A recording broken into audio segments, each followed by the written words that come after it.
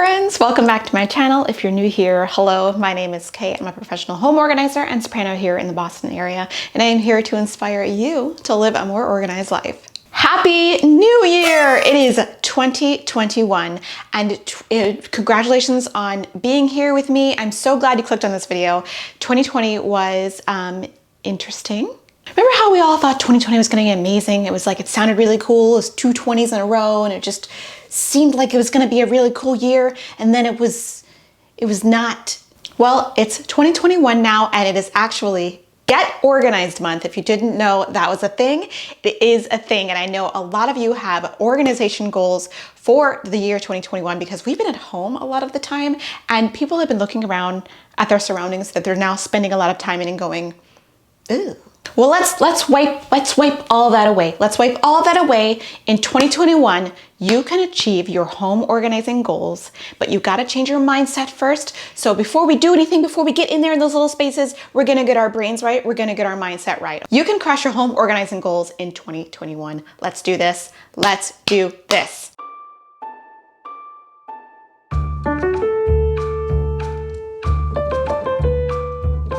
Here are 5 ways to crush your home organizing goals in 2021. Ready? Let's do this. Number 1 is make very specific goals that are easily actionable.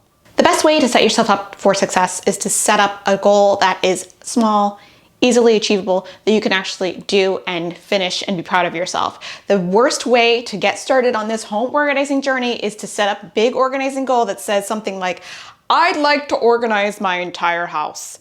This seems like an amazing accomplishment, sort of like I want to become president. However, I mean, not that it can't be accomplished, but it is a huge feat for almost any person. If you start with some very specific goals that are very actionable, you can set yourself up for success and build up that good momentum. Like even the goal organized kitchen seems to me a little bit daunting, a little bit intimidating. Start out with, instead of that, I'd like to organize my cutlery drawer. It's very specific and it's very doable. You can open the drawer, you're like, you know what, I can do this. And you just bing, bam, boom, knock it out, maybe like in an hour or so. And maybe you go to the Container Store, you buy some products, or you go to IKEA, you buy some little drawer organizers, you're so happy. And you build up that good momentum. That momentum is really what you want to go and do bigger projects and things that are more difficult. Number 2 is declutter the easy stuff first before you declutter the hard stuff. Now, what is the easy stuff and what is the hard stuff will vary from person to person. I can be a little attached to my clothes, but not as attached to books. So whatever is easiest for you to sort of like make up quick decisions, like you're like, pick this up, you're like, yes, no, whatever category of item is the easiest for you to do that is what you want to go for first. Whatever is going to give you the most glee, that is going to easily leave your home, is where you want to start. Because again, you want to build up that good easily momentum to get some more activation energy for the next one. When you get that momentum going, like if you already decluttered a bunch of stuff, it feels really good and you get sort of a high and you want to do more. I cannot tell you the number of times where I have left a client's house, we've done a bunch of decluttering, we've done a little organizing, and then I'll get a message or like a text or an email, like either like a days later or even sometimes hours later with like pictures of stuff they did after I left, and they got so like fired up by what we were doing that they just continued after I left, or they went to do another project the next day. So do not discount the power of momentum. If you just build up that little momentum, you'll keep going, but make sure that you can actually get to that place. So in order for you to get to that place, you want to go start with the easy stuff. Again, start with an actionable goal. You're gonna crush this. You're gonna crush it. I sometimes think it's really difficult to start with a harder thing, like if you have all these sentimental items and you want to declutter some of those, that it's going to be really difficult. It's going to be emotionally taxing, it's going to be draining, and instead of feeling motivated afterward,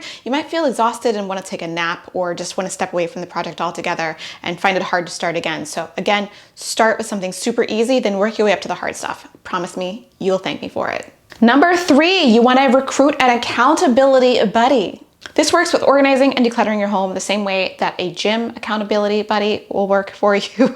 It's somebody that's going to hold you accountable, check on your progress, you check on their progress, and they're also going to be able to make objective decisions and opinions about your things because they're not emotionally as attached to your things as you are. So they are a second set of eyes that can be like, y'all, you don't really need all of those skirts. You probably can just hold on to 10 and it might help you let go of some of your stuff. Now that we're so in touch with each other virtually, it doesn't have to be in person. You can do like a once a week video chat where you check in with each other, or like one can sit there and organize and the other can like be a cheerleader, and then you can trade off your roles in the next call. It can be super, super fun. You can, have a glass of wine or some coffee while you do it. It can be a super fun time. Just make sure that you choose a good accountability buddy, somebody that's non-judgmental, someone that's going to provide positive feedback for you, be very encouraging for you, someone who's going to ask about your progress and actually care about it and give you positive feedback when you need and deserve it. But if you cannot find a good accountability buddy, we have a bunch of awesome people on the Facebook group who will very, very readily offer advice and opinions on your home organizing projects. You can post pictures and we can talk about how to make it better or how well you're doing or how we can encourage you to do more. It's really great. So link down below. It is a private group, so you do need to be approved, but I usually can approve people within a few days of requesting. So get on there if you can't find an accountability buddy, because there's a bunch of buddies there for you waiting. Number 4, you can look online for inspiration, but not a roadmap to organization, if you know what I mean. Pinterest and the gram, you guys know I especially love the gram, the Instagrams. I can spend so much time on there scrolling through like these, my whole feed, okay, this is my Instagram feed is like pictures of houses, pictures of organized spaces, and like pictures of dogs. That's basically like my whole Instagram feed. And I love it. I sit there and I scroll through and I'm like, ooh, ooh, ooh, ooh, ooh, so cool. And some of it looks really pretty and like just aspirational. You can totally look at this. But sometimes when people look at things like Pinterest and Instagram and they go to organize their own space, they get analysis paralysis. Sometimes they don't even start. Sometimes when they want to get to that like pretty everything in a row place, but then that doesn't really work for them, because like they're like, well, I have to take this lid off every time to get to the dishwashing tabs, but the lid is so cute and it fits with the rest of them. Don't get caught in that trap. You want to use those for inspiration and not for a roadmap. You want to do something that is maybe similar to some of those pictures online, but that's going to work for your family. It's going to be easy to maintain. The key is easy to maintain. If you set up a system that looks real cute, but you're not going to do it, then you didn't solve your problem. So make sure you use those pictures for inspiration and not for a roadmap, if you know what I mean. And number 5 is go shopping for products and let them be the cherry on top. Do not do this before you have finished your project, please. I understand. Shopping, super fun, very fun. I love the Container Store. Loved it so much that I worked there for 7 years. But the thing that you should know about buying organizing products is that it is the thing you do after you've done the decluttering, after you've decided what you're going to keep, after you've imagined how you want to set it up. That's when you go and buy products. It seems to be a problem that a lot of people are going out before they even start and they're like, well, I'm going to organize my closet. What do I need? And I'm like, I don't know. How many shirts do you think you're going to keep? And they're like, well, I haven't decluttered yet. There you go. So let it be the cherry on top, because especially if you've started before you've done anything, the stuff that you bring home might not even fit in your space, and nothing is more of a bummer than like bringing home these cute drawer organizers and you put them in there. You can't close the drawer. There's not enough of them, or you bought too many and you need to return some. Save yourself the hassle. And make sure you do that at the end of your project. After you've gone shopping and it's all prettified, you can take a picture of it, put it on the gram. Please, actually do. Put it on the gram. Tag me. I would love to see it. I love to see it. I get very excited about like projects that I'm tagged in on the gram, because like it makes my little organizer heart very happy. Okay, so that's my advice for being able to crush your organizing goals in 2021. It's a whole new year. I know you can do it. We've all been staring at the same rooms for like the last 11 months. It's time to make some changes. You can do this. Remember, you got to start small. You got to break things down into like the basic little pieces, or otherwise you're going to get overwhelmed. Getting overwhelmed is something that happens a lot. You're not a weak person if you get overwhelmed. You're just a regular person. So just start small and then work your way up. You'll be fine.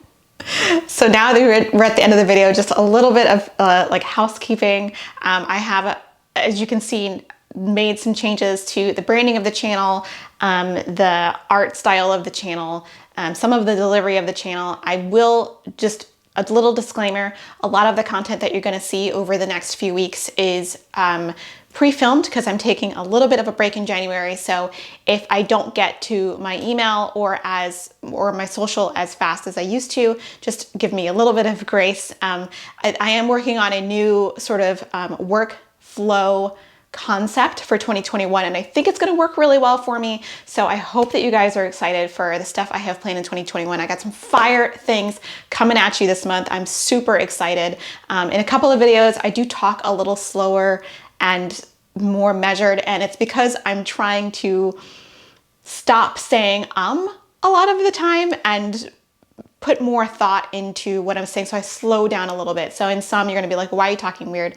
I'm just trying to slow down and be a little bit more mindful of what is coming out of my mouth and have it not be a lot of ums, which are really hard to edit out. If you don't know, I have edited some out, but they can be really difficult to edit out. And when you're watching yourself talk back on video, you notice it so much and you're like, what is my problem? But it's just something that I'm working on. We're all working on improving ourselves and stuff. So I hope that you're looking forward to that. Thank you so much for being there for me this year.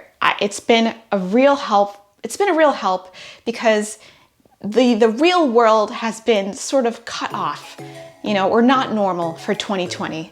And it's been hard for all of us, but online here on YouTube and in the virtual world, 2020 has been a place of real warmth, and I thank you so much for that. Thank you so much for being there and hanging out with me and being there in the DMs and the live chats and stuff. So I will see you on a live show very soon. I hope you're having a great morning, great afternoon, great evening, wherever you are. And I'll see you in the next one. I'll put some footage of Clover here or something like that for you guys to watch. Okay, bye.